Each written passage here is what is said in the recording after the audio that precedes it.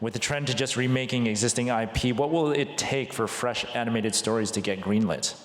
Join our award-winning panelists who talk about all things animation and storytelling through animation. Siddhartha Mirjani, our moderator, with 8 short films under his belt as a writer, director, and producer. Siddhartha Mirjani's films combine comedy with spiritual wisdom inspired from his inner voice. His film, The Interview, a film about where does happiness come from, won Best Short Film in the Canadian Screen Award qualifying film festival, VSAF. So please welcome to the stage, Siddhartha. Thank you very much, Andrew, and thank you everyone who's here. Really appreciate it. Our first guest is Julie. Julie is currently a line producer at Atomic Cartoons, but has worked in animation production for nearly 20 years. Please welcome Julie.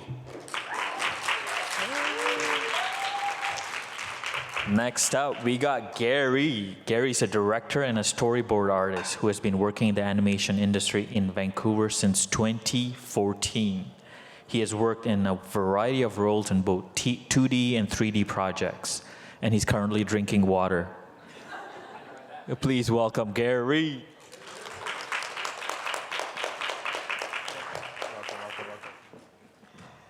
Last but not least, Will Lau, a Vancouver native with over 20 years of experience as a director, writer, and editor for both animated and live-action TV shows and features. And he's also the director of the shorts programming at the Vancouver Asian Film Festival. Please welcome Will.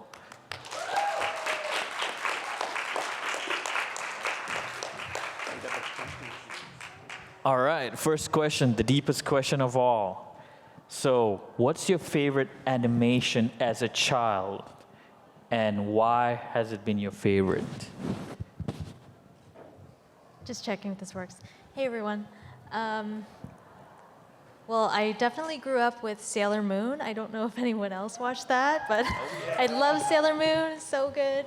And Pokemon. I think it was like the early 90s. I watched a lot of that, so yeah, definitely loved cartoons. How about you? Oh, it works. Okay, cool. Yeah. Well, so in the same vein, I think my favorite show when I was a kid was Yu-Gi-Oh. Had a bunch of trading cards and everything. I love watching the show. Yeah, that's it. That's my entire personality. I like Yu-Gi-Oh, and that's it. Well, I'm freaking old, so my first sort of inspired cartoon, or cartoon that inspired me, was Bugs Bunny, and all the old school classics. Yeah. But what really kind of blew my mind is when I saw Akira for the first time. As a fresh, seeing a mature adult kind of animated film just blew my mind. It's like, you could do that shit with a cartoon? It's like, oh. So, that was like, sort of set me on a pathway. You could just, start stories that doesn't have to be just for kids, right? It seems like that's kind of more the Western style of storytelling. It's mostly like comedy, family-friendly kind of stuff. So, definitely, there's not that much of that here, unfortunately. But with like Rick and Morty and all that, and we're seeing a lot more trending now. Right. Thank you for sharing.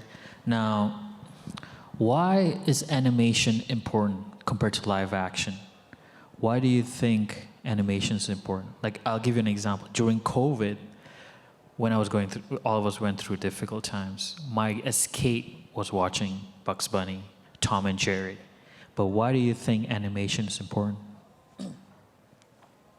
I think it's important because it's so much different from live action.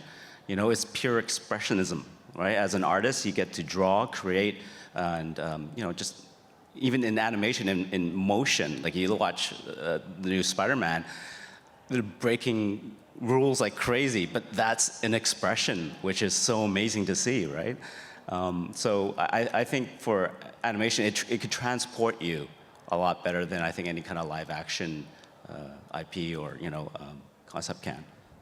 Yeah, I agree with everything Will said. I also feel that animation is a lot about the visual storytelling. It's all about the art. And so I think people that work in animation, yeah, it's just people are so passionate about creating that art and creating that visual story on screen. Yeah. Yeah, I think it's like so if you want to make something move and you want to create something, but you don't necessarily feel comfortable in front of a camera, just imagine that like you could do all of that stuff, but you could draw it. And then you can get through the whole process and make something that people can watch and enjoy. And that's kind of nice. Yeah. Now, all three of you are now in kind of leadership positions: director, storyboard artist, director, line producer. What did you have to overcome? I mean, you can share as much as you want to share or not want to share, but what are some of the personal obstacles you had to overcome to reach where you are today?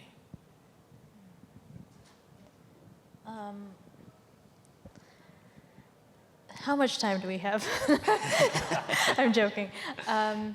Well, I guess I never really thought that I would get into production in animation, which is a lot of there's a lot of paperwork, there's a lot of organizing, there's a lot of scheduling, but I feel like that just works really well with my brain because I'm not working on the creative, like art side per se, but yeah, I just had to learn to,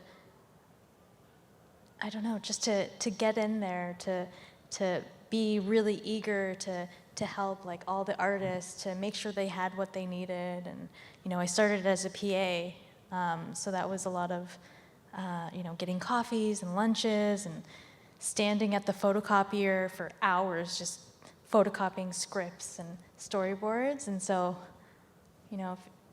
I just enjoyed it. I enjoyed being in the environment, and so yeah, I just kept going, I guess. Yeah. It'd be really cool to pull up Julie's bio card to kind of see the different projects that she's worked on. Oh, Julie's bio card. There you go. This is what Julie has worked on. Thanks, Amazing. Done a lot of work. Yeah, I guess I can speak to a couple of these. A lot of my background, like I did start as a PA, and then just worked my way up. But my background is mostly in 2D animation, and I feel like there's a certain quality in working in 2D because you're able to draw and redraw really fun moments. Not to say that like 3D isn't very visually beautiful and stunning. It's just, yeah, I don't know. It just takes a longer time to get there with 3D. I think it's inherently very stiff.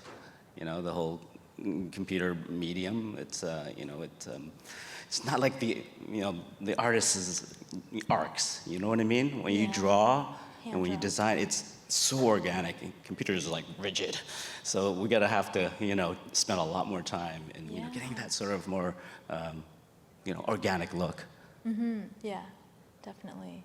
But Gary, I mean, you design and do storyboards and all that. Like, how do you feel? You've done both 3D and 2D. How do you work out your process? Oh, I've actually lost track of the question. What was the question? Oh, yeah. The question is your personal obstacles that you had to overcome to reach this point. I guess, if you could pull up my bio card as well, then could like walk through. Basically, I graduated and then we were all just looking for jobs. And so I think I ended up starting off as a background designer and then kind of like taking a really like weird route around the entire industry. So like I did backgrounds and then I did compositing, which is the step after animation and backgrounds where you like use After Effects to put everything together. And then I did storyboards for a little bit, and then in my freelance capacity, I've done some animation stuff and more storyboards. And so, I guess all those things combined together, every single one of those jobs, I think, were different, but they all gave me the experience I needed to kind of put it all together to kind of like use the experience for directing. And that's how I got into directing. The challenges were just like kind of getting into the whole process, getting the pipeline in my head, so I can use it for like overseeing whole productions. Will? For me, just trying to convince my parents basically to accept what I was going to get into is going to feed me in the future. Of course, Asian parents, they kind of want you to be the accountant or doctor. And it's like, no, I'm going to direct or work in cartoons for a living. Like, who's going to accept that? So it was quite a challenge to sort of win my parents' sort of admiration. It took a long time. If you could see, I had to kind of get a couple of Barbies and My Little Ponies done before they said, yeah, you know what? Okay, you paid for your mortgage. You're good. Yeah, because when I was in high school, up until maybe like 11th grade, my parents were like, okay, take bio, take physics, take chemistry, like do the Asian six-pack. Like, you're going to get into like electrical engineering, right? And then yeah, obviously in grade 11, I was like, my grades were kind of not amazing. So I saw my outlook and it was just like, you know what? I don't think I'm going to be able to get into UFT, but I do enjoy drawing, and so I just kept at it. I guess those challenges. From kind of like family, like eventually they'll see that, like hopefully is the case, that they'll see that you're enjoying it, that you're making a living, and so yeah, you kind of you overcome those challenges by proving yourself. Nice. So now let's talk about the workflow of an actual animation project, right? Because all of us watch animation, but we do not a lot of us know behind the scenes how it actually happens. So if you guys want to take it away, how you start from like storyboard or story, yeah, please. And then you can cue in Grace, who will cue in the cards in the videos. Yeah. Should we like maybe show the clip first, and then we'll talk about the breakdown or something like that? Like, so I brought a old Barbie clip that I worked on like in the early 2000s. Now that Barbie is all relevant again, let's play a clip and then just watch it, and maybe we'll break it down for you guys. I apologize for the quality. I had to rip a DVD to get it up there. Like, it doesn't exist anywhere anymore. It's a really bad quality on YouTube right now. So, So what's interesting about like that clip? To get the animation, it isn't your traditional sort of keyframed animation that we see at Pixar or a lot of Disney films that has a mocap sort of integrated in these movies, because that's what the client wanted, more like realistic sort of representations of their dolls. So what's really cool about developing the Barbies is the characters are amalgamations of so many different talent. So, got the scriptwriter, designed the dialogue and the concept, the character concepts. And then the asset creators, they create the characters, and then you have the mocap artists and the voice actors, and then on top of that you got the actual animators that animate the details, the expressions, and all that. And you have all these layers that then complete the full character. So I find that just so fascinating to direct something like that, where it's a collection of so many different talent. Right. Definitely. Yeah, and your role on that was the director of the. Yes. Yeah. So you saw everything basically, like top to bottom. Yeah, a lot of info. You just got to know everything about the shows that you work on, because it's every shot there'll be questions about like, like how do we do this, or there's continuity that's just sometimes melts your mind. We had an issue where Barbie's lipstick was a different color for like half of the shows. We had to go back and re-render all of them because Mattel was so specific on the color of pink on her lips. So things like that. It's just. I think with Barbie as well, because it's Mattel, it's to sell toys, so they want to make sure that the shows can sell the toys, so they have to be super specific. Yeah, brand is powerful. Yeah, that's true. Yeah. Well, what about your role, storyboard artist? Yeah, so I have a clip here that we can show, and Will, I think you're involved with Last Kids on Earth as well, right? Yeah. Yeah, so we have a clip of Last Kids on Earth. It's the opening of the show. It has rough storyboards, then clean storyboards, and then the final animation. So if we can play through that and then kind of like go through kind of the process. Wow, that was awesome. So, yeah. I haven't seen that. It's not the full process, but basically I was brought onto the show as the storyboard artist for the opening specifically, and so I was given kind of like a text prompt of, so, and this is essentially kind of like the storyboard process, sort of just create animation, you generate scripts, and then based on the scripts, storyboard artists kind of interpret it and then create visuals that are guides for the rest of production, for animators, for background artists. And then compositors would take all of that stuff into After Effects or whatever compositing program, put it together. They're like the camera department of animation.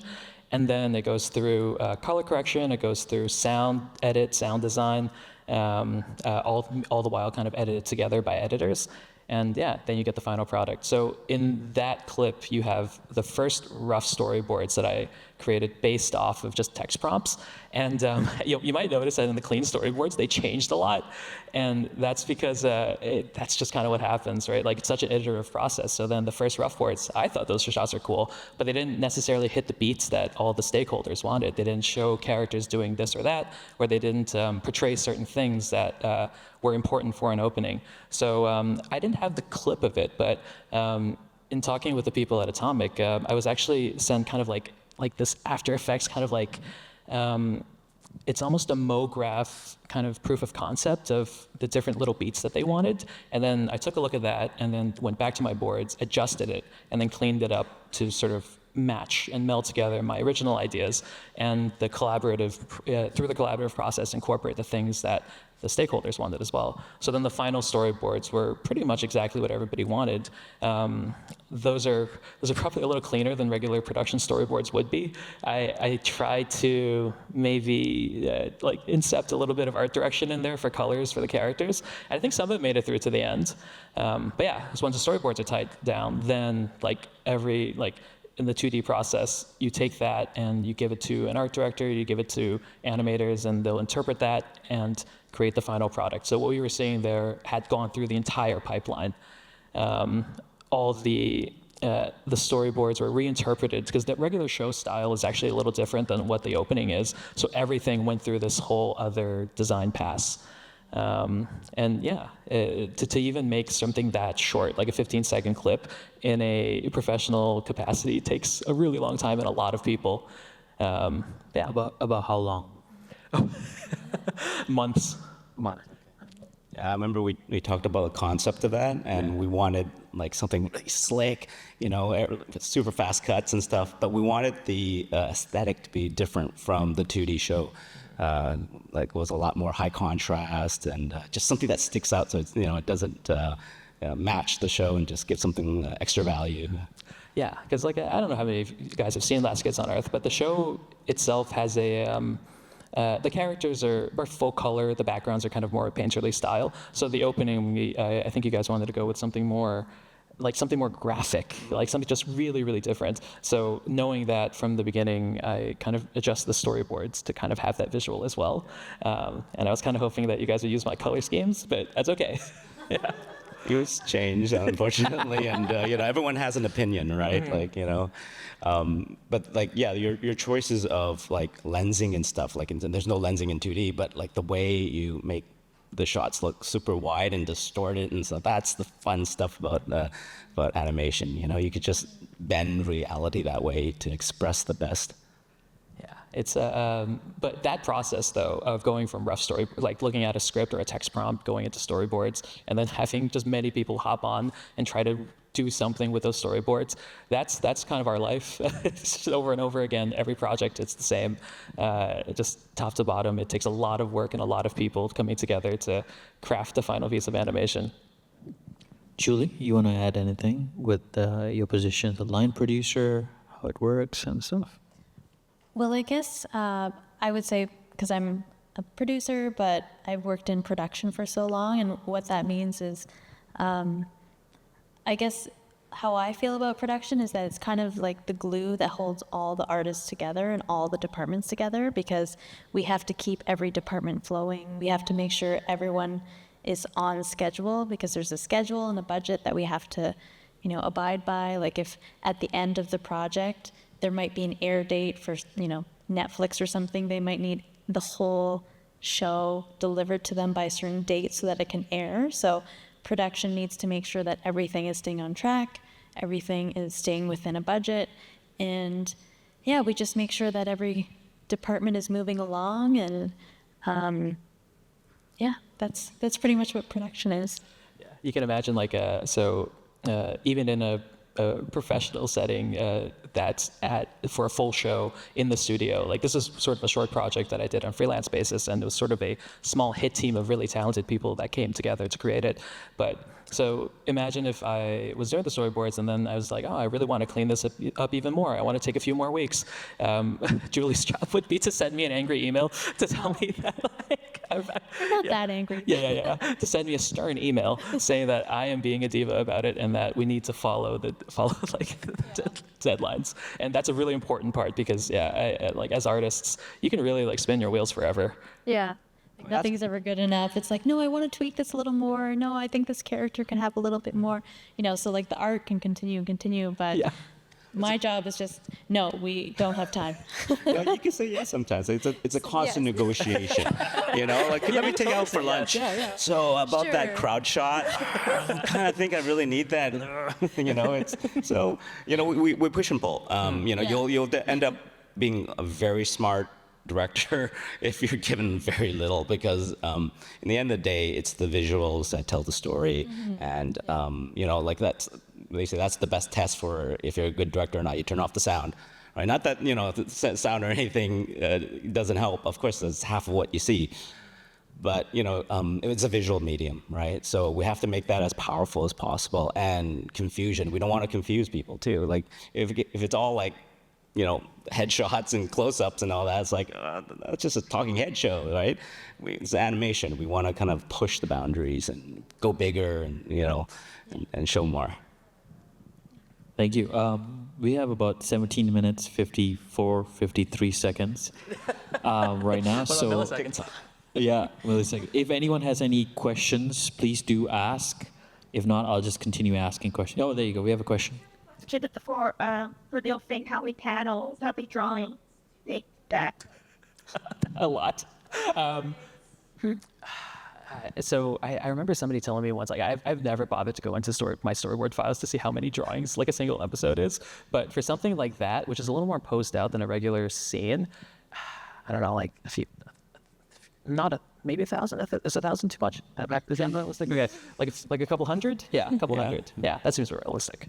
But with the way kind of modern programs work, like you do the background just the once, and then you draw characters just per kind of pose.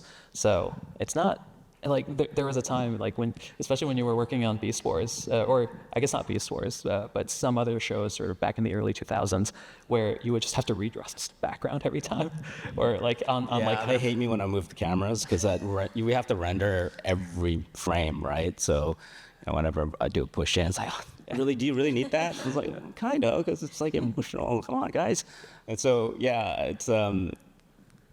it's all about the economy of telling your stories, right? Animation is always expensive because it takes so long, right? And there's so many people touch it, and so many notes, because this is one of those things like, I don't think live action gets as many notes as animation, because they want to just pick it apart, because it's, well, you could draw it again, right? Because it's not like, oh, we can't go reshoot this. It's, no, just change that. It's okay. Change the color. It's fine. It's a computer thing, right? It's like, yeah, sure. Yeah, I don't know if you guys ever seen this clip of a Samurai Jack storyboard artist kind of pitching their pitching the episode. But yeah, there was a time when everything was just drawn on postcards and you had to paste them up on the wall. And then, so if you don't draw a background in every single one of those panels, then it's just like, what is Samurai Jack doing? Nothing. It's just in a void. So with technology now, we only have to do that background once, maybe twice. I don't know, depending on how things change in the background. But with a lot of like the CG stuff now, we've been using assets that does the background for you. So like in Last Kids, we did a couple of those where we just render a couple of backgrounds and then you just can redraw over it. So that saves a lot of time and pencil mileage. It's still a lot of drawing though. Like it doesn't make it that much easier. It's still complicated. Okay.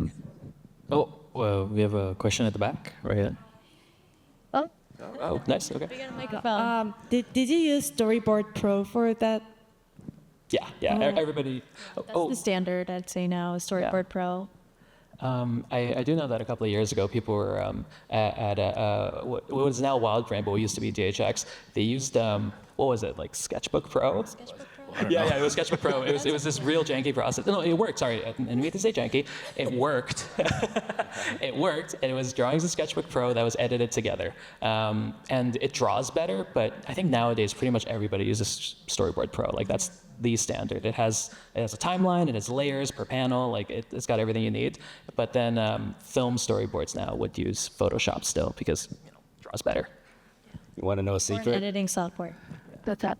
Yes, please. All the Barbies that I did, I boarded on Post-it notes. Oh my goodness. I pretty much, I'm the worst artist, honestly, and it's all like stick figures, and I have books of all the movies in Post-its? Post-its.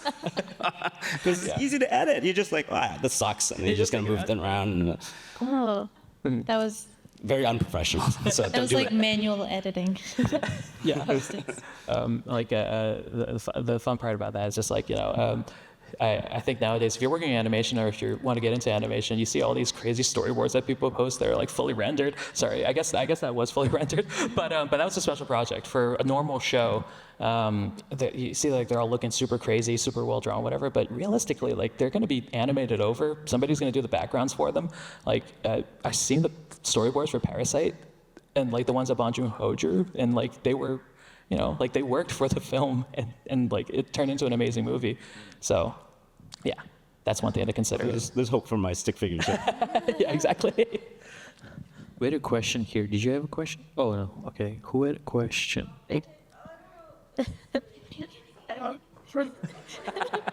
Thank you, Grace. Her cardio for today. Okay, hi. I'm curious about the relationship maybe between the director and the storyboard artist in animation versus live action, because I feel like in animation there's so much directorial vision that happens at the storyboard stage because you're the one drawing every panel. So yeah, maybe you could speak towards the relationship between storyboard artists and directing. I don't know, like, yeah, with live action, it's sort of like you set the seed, and the performer and cinematographer would create the scene, and then you just sit back and go, oh, that's pretty cool. But we're making everything from scratch. There's nothing on the table, and we gotta go, what do we do? And like, well, it's just a lot of talk, a lot of just like jamming, and I think. This remote work is amazing that, I think a lot of studios have moved to that because of the pandemic. But I think it's removed, a more organic or human connection where we could just sit and, do more like, let's jam. Like, what do you think the script says, this ship flies over this, mountain. How do you want that? Like, what kind of angles, right? So the relationships, it's very powerful and strong. And because basically, you are the cinematographer and the performer, and you make it from written word to the visual form. Yeah, it's actually, if we want to pull up Will's card again, there is a live action poster on his card, so you can speak to that quite a bit. Yeah, it's at the bottom. They're glitched. Oh gosh. So that's a piece of live action that you've I don't done. know why I used that. Oh gosh, that was a really old, cheesy short I made. I just love action, so after working on a bunch of Barbies, I needed to do some of the guns. So that was my sort of outlet, and like I still love comedy, so it was a bit of a comedy action show that I did, and I pretty much shot and directed myself. So I was the cameraman, so I just talk to myself when I do things. And and that must have been like a very different experience from animation, right? Because it's just like Exactly, and it's allowing space for my performers. Like I'm allowing space for you to come up with your own ideas, and we just talk about it, jam. If we have the time, you come up with different options, and we all kind of talk about and choose what's the best path. Like for live action, you just do a bunch of takes, and then you sit in editing rooms like, oh, that one's better. I think this one does, work better in the sequence and stuff. But in animation, we don't have that sort of privilege to just shoot a bunch of footage and decide. We kind of have to be very solid in our decision making at the animatic stage. Yeah, like the order is just basically you because you can't have extraneous footage. You work it out in the rougher stages. So when you're just drawing thumbnails that are not very cool to show because people look at them and be like, so you worked professionally in art, but yeah, at that stage though, because you can draw this so quickly, you work out like all the different options and then you eventually hone in on something that you want to use. And so yeah, a lot of the directing takes place in the rough stage.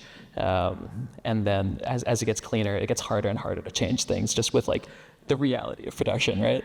That's when you slap our hands. Right? So No more drawing. Sorry. I was going to ask you, Julie, to add into this, since you're in production.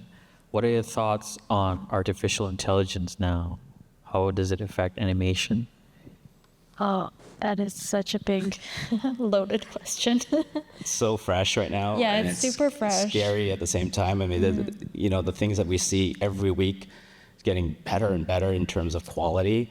I think there's no really turning back. It's like we have to start embracing it and using it as a tool, and be smart with it, because they're going to be producers or like companies out there that we can make 50 cartoons in 5 days and just spit it out and fill that void. But I think as an audience, we're going to start saying this is actually crap. Like we are going to have I think be able to tell what is like created by real people versus something that's been sampled 1 billion times and spat back out again.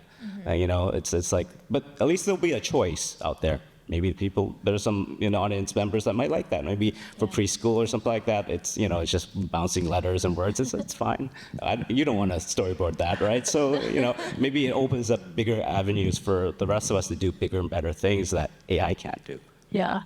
Yeah, no, like as a working artist, I gotta say the AI stuff's pretty scary, pretty kind of like looking at that, it's like, oh, it's happened to my job. But it's one of those things where like as artists, we just have to kind of like really be clear that like there's a lot of things that only human produced art can create, like the level of quality, level of creativity, right? Like that's just not really reproducible with AI with intention, right? You can make something that kind of seems like something that has intention, but really to dive deep into it, it's just a random jumble of images.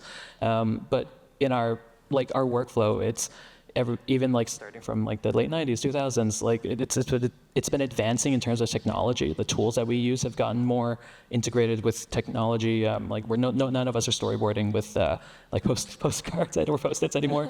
Maybe we can, I don't know. But like, it's fun. You should try.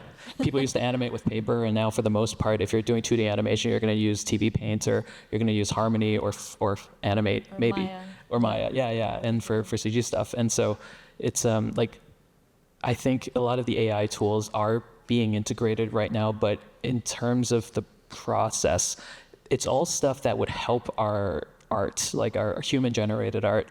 And at the moment, there's nothing AI that can replace that human element. Yeah. But I guess we'll see. It's developing. I mean, it will definitely enhance. Yeah. Like the latest Spider-Man had a lot of machine learning that took the tedious work away from the artist. I mean, they were already worked to death anyways. So it's one of those things where like if you have a software that could help you put those pencil lines in and the little details, Yeah. the spirit of the art is already there, from the human-made part of it. They can help speed it up, speed up the process. Yeah. Yeah. Yeah, like one of the things that we do in the edit process, so when I'm sitting in an edit room and we have lines that we need to hear, occasionally you don't have anybody who's able to record kind of temp audio. And so there's a plugin for Premiere that does like a pretty solid kind of like robo voice. Doesn't sound human, but it sounds like something. It sounds like words. It's what the actors are striking about, eh? Yeah. And for that kind of thing, it's like we could use that as temp, and then the actors will come in and do the actual lines. And that's about the extent of kind of like the technology aid that like could be helpful. Stuff that helps facilitate our process but doesn't replace it. Mm-hmm. Any other questions? Yes, there's a question right there. What are current trends What are some current trends in animation that you personally find really interesting and like fun to play with? And maybe what are some ones from the past that have kind of gone, are kind of gone these days that you kind of wish would make a bit of a resurgence? Trends, huh?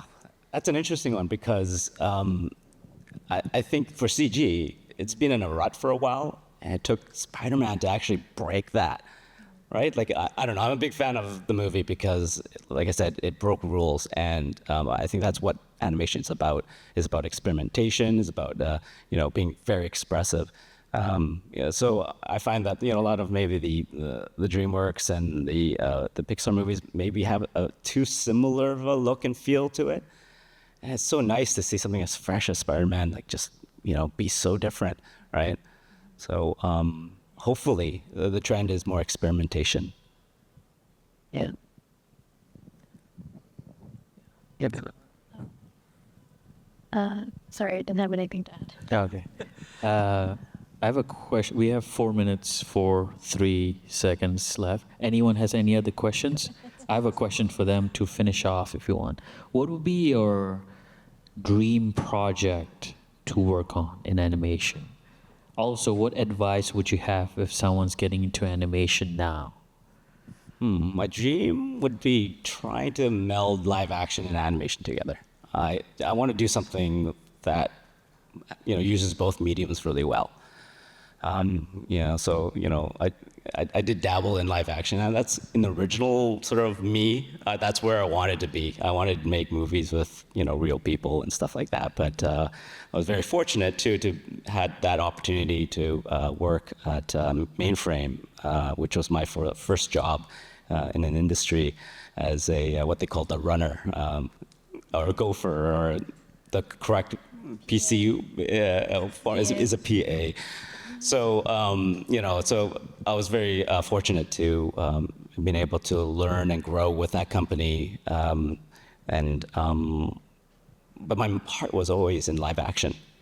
So being able to work with mocap artists and all that was really cool. I just thought, I get to do both here, animation and, working with actors and stuff like that. They just have this energy, working with, of course, animators and, artists, they have energy too, but it's a slower process, of course, right? And it's great. It's a great craft.